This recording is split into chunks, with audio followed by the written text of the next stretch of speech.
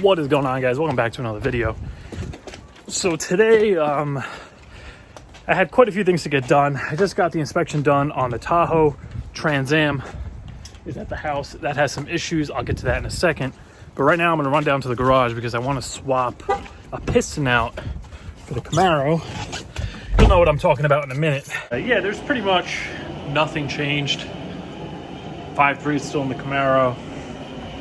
Blower hasn't made its way onto the Tahoe, unfortunately. And what I meant by swapping the piston out, one by one, I've just been soaking these guys in the chem dip.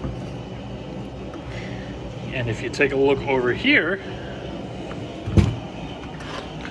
that was the 5th one that I put through. So all of these I soaked in the chem dip one by one, pulled it out, brake cleaned it off. These are the ones I still have to do. So huge difference. You can actually see the line where it was sticking out of the chem tool. But I figured this is a good way, since I kind of have the time too. I haven't done anything with the crank yet or the Reluctor wheel. So as I've been working on the Trans Am, one by one I've been swapping these out. I'll pull this out, brake clean it, set it back in place, take another one, pull the rings, throw it in there, and eventually they'll all be done. As for the Reluctor wheel issue, I decided to just pick up a different Reluctor wheel. I haven't decided if that's going to be auto or manual yet, but I figured to move forward with this and get the engine, at least the short block, back together, I need to at least get the Reluctor wheel swapped. So I picked up a 24X. I'm going to bring this to the machine shop. They said $50, they'll swap it out for me. Then at least I can get the short block back together. And if I did decide to go auto on this, I could just order a 24X auto harness and just use it with that Reluctor wheel. At least this will allow me to continue to move forward instead of having the engine just sitting out here as I try to get my ducks in a row. So this is the one I just pulled out, and it's been in here for at least, I would say, a week. And look at that. All that carbon and oil and shit comes right off now. The other thing is I'm noticing, let me get it cleaned up and I'll show you guys what I'm talking about. And that's pretty much it. No harsh scrubbing, and I didn't have to wire wheel it. But one thing I noticed from doing this is that the wrist pin freed up a lot. I mean, they weren't really stuck before, but take a look at this one. If we go to an old piston, you know, it moves, not binding or anything, but I could basically place it wherever I want and it doesn't stop. It doesn't, like, you know, drop down. And the main reason behind me doing this, obviously I wanted to clean them off before I put them back in, but the fact that I'm putting new rings in, I wanted to make sure I got all the gunk out of the ring lands, and that chem dip does a great job of that. Plus, by soaking this in there, it, you know, frees up the wrist pin, gets all the heavy grime and deposits and crap off. Plus, I figure the engine isn't going back together yet, so I have time just to kind of swap them in and out of the chem dip one by one each day. And this is number 6, so after this I only got 2 more to go. By then I should have the Reluctor wheel swapped out, and we should be good to put the short block back together. Speaking of which, I'll show you guys that in a second. Just leave that in there. Here's where we're at so far.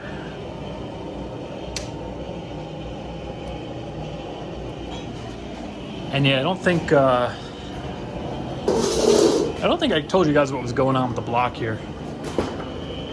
But I did decide to send it out. It cost me a few $100s. I think I paid like $300. I sent it out over a month ago. I don't even remember the exact day. But you can see I paid to have it honed. They checked the cylinders for me. They said everything's good to go. I could throw the stock pistons back in. She got some new cam bearings. See that, because those were pretty I looked at them. I shouldn't have looked at them, basically. And then they just clean the gasket surfaces and everything. And this has been sitting here covered, waiting for the rotating assembly to go back in. And now that I'm going to swap the Reluctor wheel out, this will be ready to go. The other thing I did was just come in here with some 2000 grit, and I polished the crank up. You see that looks pretty damn good. It's got some surface rust on it. It's been sitting here, but I kind of been spraying it with PB Blaster every few days, so to keep it away. Over here, we got new rings, new bearings, rear main, cover gasket. Yeah, but right now I'm just gonna run home because I want to get the alternator pulled out of the Trans Am because that went and died on me. So I wasn't actually able to bring it to the dyno yet.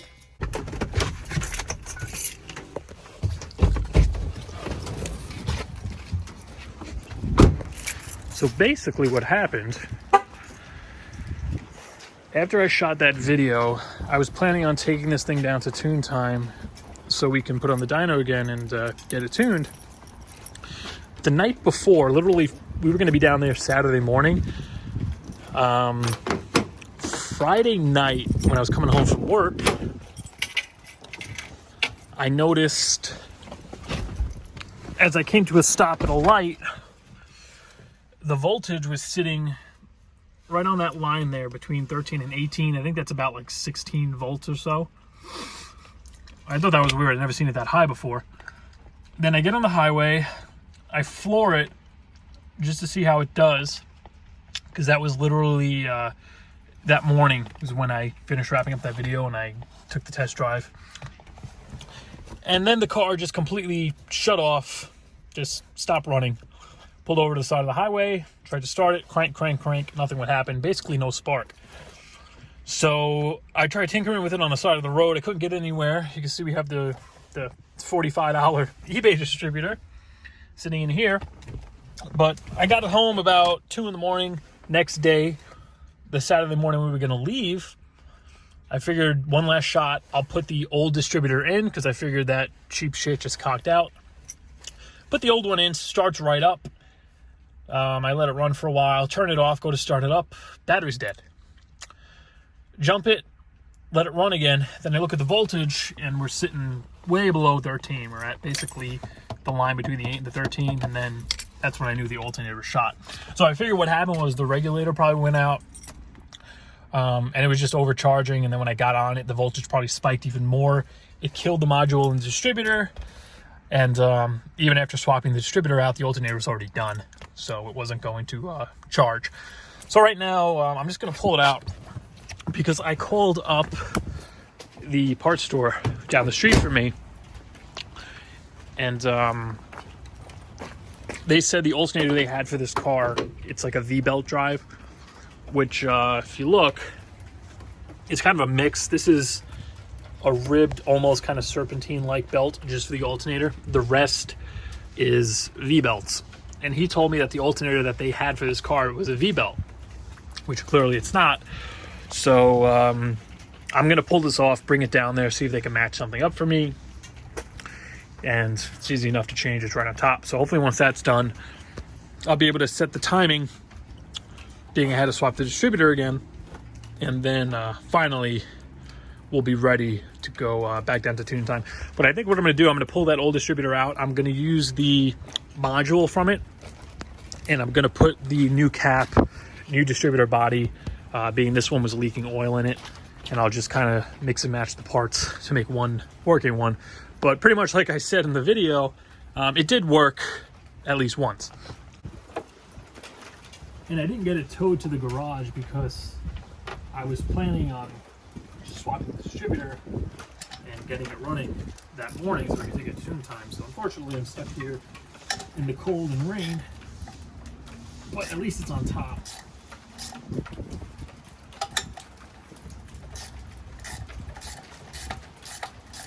I guess this alternator was stripped because somebody put a like a nut behind the top bolt. Normally the alternator is just threaded,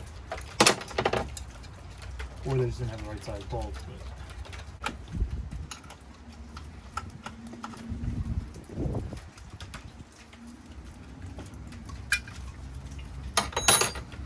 that's that.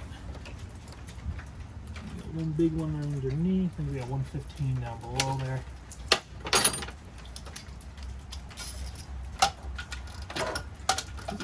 That's way too big. I think that's a 14.